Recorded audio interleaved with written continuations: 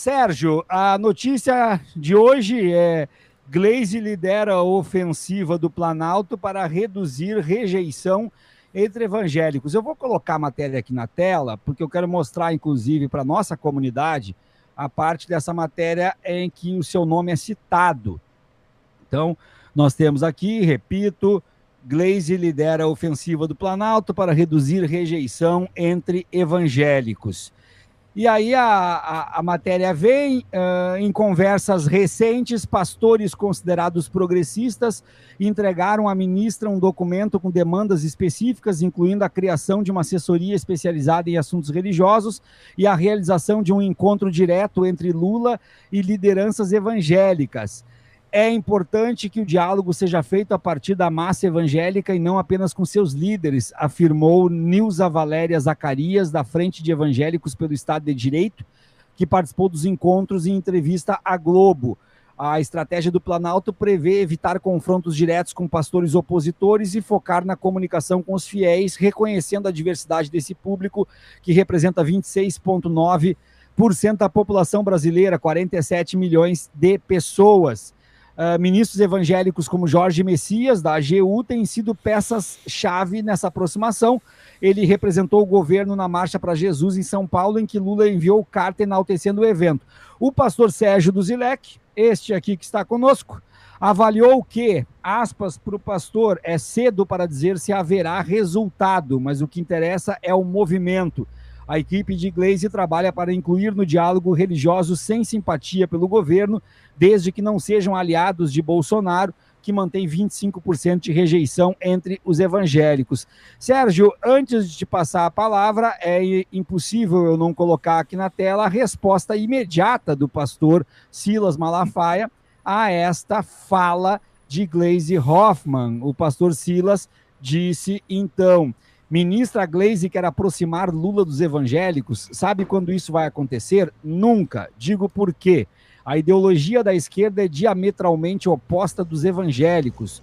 O próprio Lula disse no Foro de São Paulo que eles combatem historicamente costumes, família e pátria, o que nós evangélicos defendemos historicamente. Fora outras questões que eu deixo para falar no período das eleições. O máximo que vocês conseguem é meia dúzia de pastores esquerdopatas sem nenhuma expressão no mundo evangélico. Só kkkkkk. Sérgio, mais uma vez, muito obrigado pela tua presença aqui conosco. Eu queria te ouvir sobre a movimentação do governo, sobre as palavras de Gleisi Hoffmann e também queria saber se tu é um pastor esquerdopata sem nenhuma expressão no mundo evangélico, como diria o Silas Malafaia. Mais uma vez, muito obrigado, pastor, pela presença. Pode deixar ele grande, gente, só, Viário, que eu estou gravando um corte aqui. Show, o privilégio é todo meu estar com vocês, viu?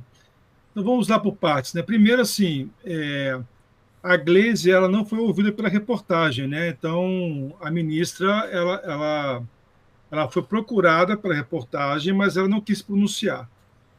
A segunda coisa é que na reportagem é uma palavra que eu acho que é equivocada, né? Esse grupo de líderes não vai fazer nunca reivindicação ao governo. Nosso interesse não é reivindicar, mas é sugerir caminhos para aproximação com a massa evangélica. Então, nós não fizemos reivindicação absolutamente nenhuma. E esse não é o nosso espírito, nem é o nosso propósito, nem é o nosso coração. Nós estamos ali para tentar colaborar para desfazer essa redoma que foi indevidamente criada, ideologicamente criada, por esse grupo de pastores, influencers da extrema-direita, né? Que são bolsonaristas radicais e por isso que essa redoma foi estabelecida, negando, inclusive, um passado histórico da própria relação cristã com o socialismo, não só lá no berço utópico, como também no pensamento teológico ao longo do século XX. Né? Você tem autores que trabalharam nessa relação entre socialismo e fé cristã. Alguns maiores teólogos do século XX foram cristãos socialistas. Então, assim, não faz o menor sentido essa ideia aí dessa, vamos dizer assim, impossível conciliação entre a fé cristã e a proposta da esquerda ou do socialismo. A outra coisa é a seguinte: se os pastores são tão desprezíveis assim, por que é que o Galvão sentiu, né? O Tino Marcos sentiu? Por que é que o cara esbravejou? Sim. Ora, se nós somos desprezíveis, se nós somos gente que não faz nenhum tipo de barulho, não deveria ter chegado nele, né? Não deveria ter sido notado pelo Globo.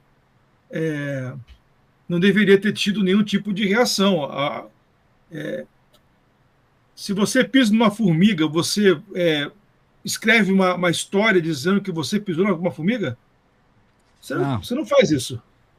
Então, agora, se você um dia enfrentou um Rottweiler na rua para salvar uma criança, aí você escreve uma história sobre isso.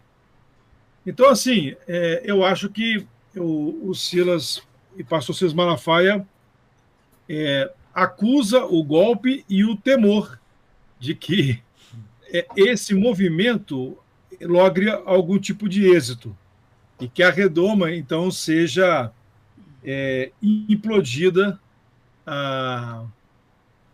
justamente porque eu acho que ele teme a capacidade de quem está do lado de cá. Acho que é mais ou menos isso, Viá. Sérgio, quando a gente fala em avanço evangélico, a gente sempre fala, mas com os devidos cuidados de passar para as pessoas a ideia de que esse avanço evangélico não é um avanço homogêneo. Não só não é homogêneo no campo das ideias e no campo das ideologias, como também no campo teológico, no campo da fé. Ele é o mais disperso possível. Porém, quando o campo progressista fala em tentar, de alguma forma, conter o avanço ou se aproximar dessa massa evangélica, eu vejo duas possibilidades, dois tipos de movimento por parte da esquerda. Um é a tentativa de aproximação, que eu julgo sempre completamente desenfreado ou desorganizado, ou parece que não sabe o que estão fazendo. E o outro movimento é o movimento de ataque a algumas lideranças específicas. E aí eu vou pegar duas questões agora que eu quero te ouvir. A primeira delas, essa aproximação em si. Se tu achas que que dá para ter algum tipo de esperança de que está sendo feita ou vai ser feita de forma correta. E depois eu quero falar contigo com os ataques que se fazem, até com um certo documentário que foi produzido aí e que eu não vou aqui me calar e deixar de comentar. Essa aproximação que vai ser capitaneada pela Glaze, essa ofensiva, tem alguma esperança de que ouviram as pessoas corretas e, portanto, as coisas podem ser feitas minimamente, de forma minimamente acertada? Então vamos lá por partes, Viara. Assim, a primeira coisa é que eu acho que a ministra Glaze ela faz um trabalho que não é um trabalho único, tá? Eu acho que tem diferentes ações por diferentes atores e atrizes do governo.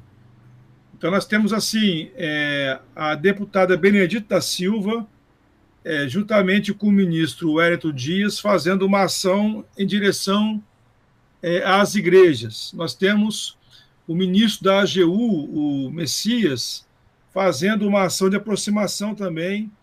Eu recebi mais cedo um relatório de um instituto de pesquisa dizendo avaliando a repercussão da presença e fala do ministro Messias na marcha para Jesus. Para mim é uma marcha ré de Jesus, né? Mas lá na marcha para Jesus. E esse instituto dizia e mostrou que as reações na web foram quase de 80% favoráveis à presença e à fala, o tipo de fala do Messias, do ministro, lá na marcha para Jesus.